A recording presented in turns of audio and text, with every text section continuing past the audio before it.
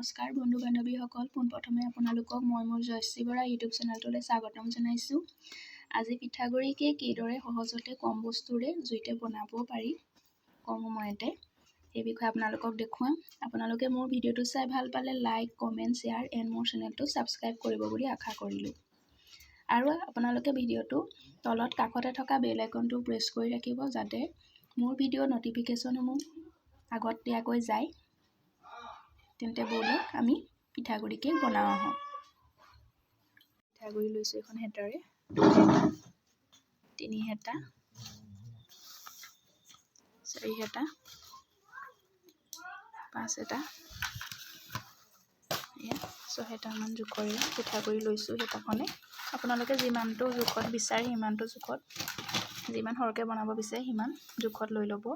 আমি ইয়াত ল'লোঁ পিঠাগুড়ি ইমান জোখৰ 1 কাপ, চেনি লৈছোঁ। আপোনালোকে যিমানটো সোৱাদ ভাল পায় সিমানটো সোৱাদৰ হিচাপত ল'ব। এয়া ধুনীয়াকৈ মিশ্ৰণ কৰি লৈছোঁ চেনিখিনি।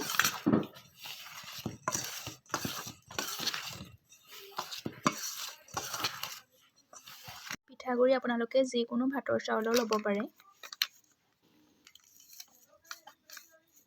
এয়া চৌদা খাৰ অলপ দি দিছোঁ। চৌদা খাৰ দিলে কেকটো ফুলি উঠে অলপ, সেইকাৰণে চৌদা খাৰ অলপ দি লৈছোঁ। মিশ্ৰণ কৰি লৈছোঁ ধুনীয়াকৈ।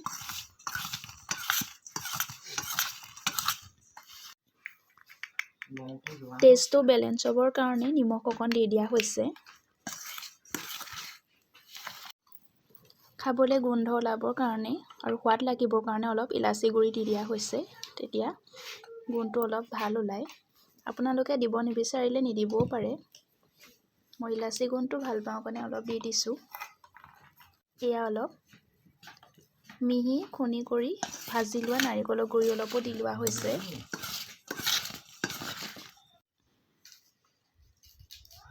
ইয়াৰ ৰিফাইন তেল অলপ দি দিয়া হৈছে হেতাখনৰ জোখত।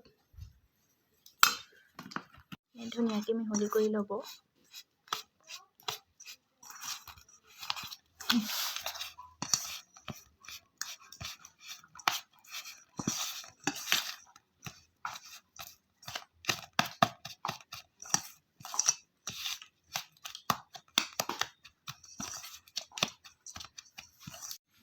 এয়া ঘৰৰ গৰু গাখীৰ, গৰমোৱা গাখীৰ অলপ মিহলি কৰি দিয়া হৈছে। ধুনীয়াকৈ সানি ল'ব জোখত। দি গৈ থাকিব, ধুনীয়াকৈ সানি গৈ থাকিব।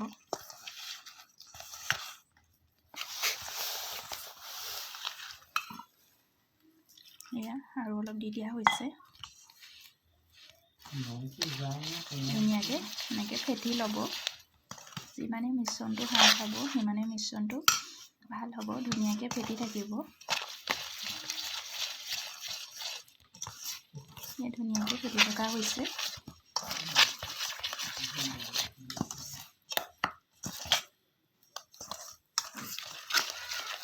এনেকৈ আপোনালোকে ফেটি থাকিব, যাতে মিশ্ৰণটো ধুনীয়াকৈ সান খায়। ধুনীয়াকৈ মিশ্ৰণটো সান খাই গৈছে। দেখিছেনে? মিশ্ৰণটো ধুনীয়াকৈ সান খাইছে। ইমানটো জোখতে হ'ব লাগে।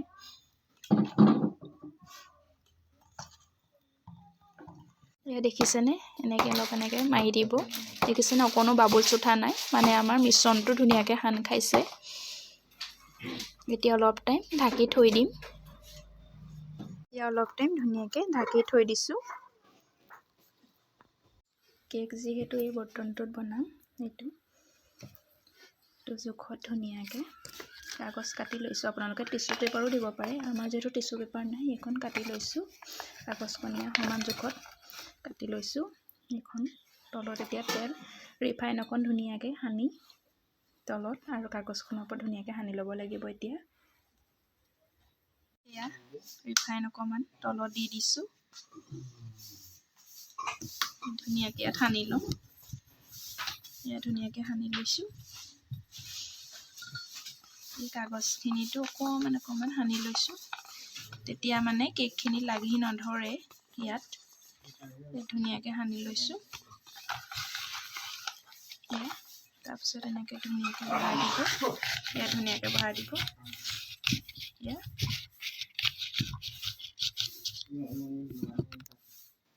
এতিয়া কেকৰ মিশ্ৰণখিনি আমি ধুনীয়াকৈ ঢালি দিছোঁ। দেখিছেনে কিমান ধুনীয়াকৈ পৰি গৈছে।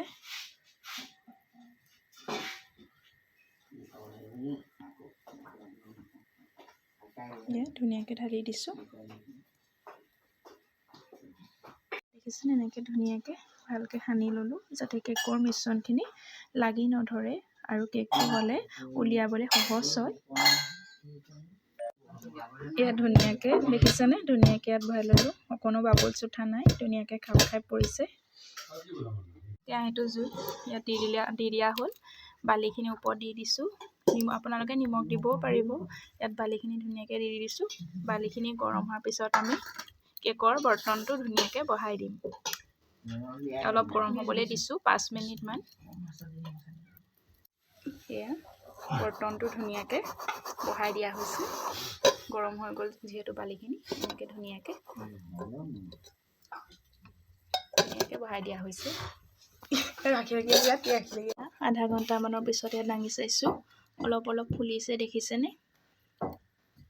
কেকটো আপোনাৰ হওঁতে 50 মিনিট টাইম লাগে। এয়া হোৱা নাই আৰু হ'ব লাগিব, বাকী আছে আৰু। ঢাক মাৰি থৈছোঁ আকৌ। আমাৰ হৈ গৈছে। এতিয়া অলপ টাইম আধা ঘণ্টামান সময় ঠাণ্ডা হ'বলৈ দিম।